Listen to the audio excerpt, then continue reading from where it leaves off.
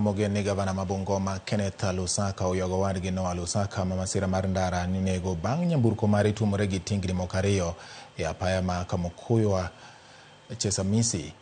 Yangore ni tingnigo ma ting'o niang' ne onge kod teyni e kinde mag masirano manotimore kar saa 5 mar otieno ma piny orugo kawuono.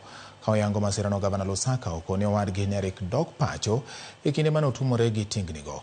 Ewi mano okone sirikal mare dhi keto kenge mag neno ni tingni ok oringo e ndara e seche mag otieno maonge kod teyni.